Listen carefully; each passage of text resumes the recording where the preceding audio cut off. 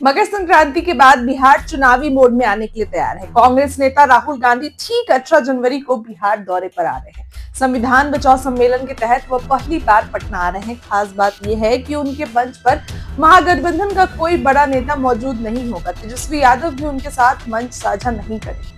लालू ने शुरू की थी जातीय जनगणना की लड़ाई, लेकिन राहुल गांधी बिहार की धरती से नरेंद्र मोदी सरकार को घेरने की कोशिश करेंगे। जातिगत जनगणना, आरक्षण की सीमा बढ़ाने और संविधान के मसले पर राहुल गांधी जनता को कांग्रेस के पक्ष में गोलबंद करने की कोशिश करेंगे। लालू प्रसाद यादव और तेजस्वी यादव ने जिस लड़ाई को शुरू की थी, उस लड़ाई को अब राहुल मुकाम तक पहुंचाने की कोशिश में जुटे हैं। संविधान बचाओ कार्यक्रम का आयोजन पटना के श्री कृष्ण मेमोरियल हॉल में किया जा रहा है। कार्यक्रम कांग्रेस पार्टी की बजाय अगर बात करें तो सिविल सोसाइटी की ओर से आयोजित की जा रही है। कार्यक्रम में मुख्य वक्ता के तौर पर राहुल गांधी होंगे। महागठबंधन खेमे के किसी भी नेता को न्योता नहीं भेजा गया है।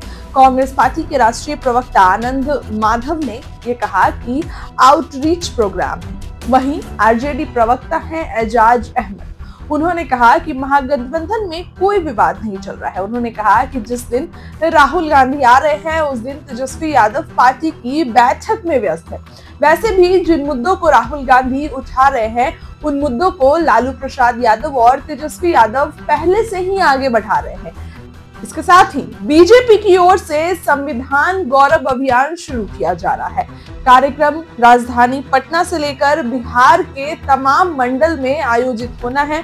तमाम नेता और कार्यकर्ता आम लोगों के साथ संविधान की प्रस्तावना पढ़ने की योजना है।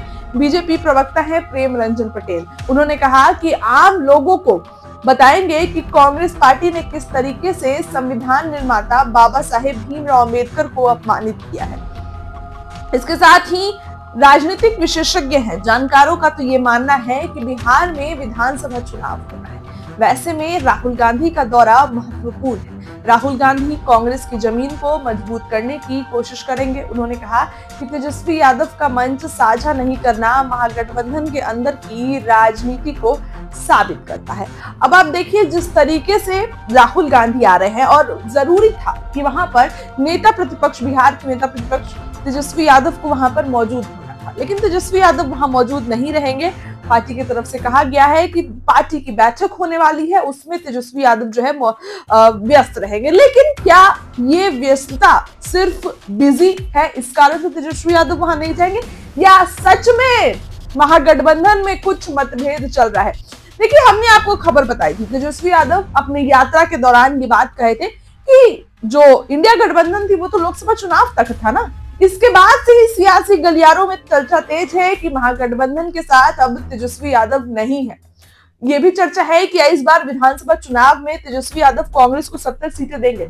याद करिए पुरानी बातें, आरजेडी 144 सीट पर चुनाव लड़ी थी और जीत के कितनी आई तो 75 सीटें। अच्छा प्रदर्शन रहा, कांग्रेस को 70 सीटें दी गई, लेकिन महज 19 सीटें कांग्रेस लाई। इस बार ये सवाल खड़ा होता है, और कहीं ना कहीं कांग्रेस के कारण तेजस्वी यादव सत्ता में आने से चूक गए थे। तो इसलिए तेजस्वी यादव इस बार पहले से ही केयरफुल है कि कांग्रेस को इतनी सीट नहीं देनी है, दबदबा बना के रखा हुआ है। और यही कारण भी हो सकता है कि राहुल गांधी जब बिहार आ रहे हैं, पटना आ रहे हैं, तो तेजस्वी यादव मंच साझा उनके साथ नहीं करेंगे। हालांकि ये सब प्रयासों का बाजार है, संभावनाओं का खेल है, लेकिन खबरों के आधार पर, पुराने जो आंकड़े हैं उसके आधार पर हम आपको खबर बता रहे हैं कि इस तरीके की संभावनाएं बन सकती है। तेजस्वी यादव अपनी यात्रा पर भी नहीं रहेंगे, बैठक करेंगे, तो फिर क्यों नहीं राहुल गांधी के साथ वो मंच साझा नहीं करेंगे? ये बड़ा सवाल खड़ा करता है कि क्या महागठबंधन में सब कुछ ठीक नहीं चल रहा है? क्या महागठबंधन में दो गुट हो चुका है? बीजेपी को आप देख सकते हैं कि बिहार में अगर बात करें तो बीजेपी के 5 दल,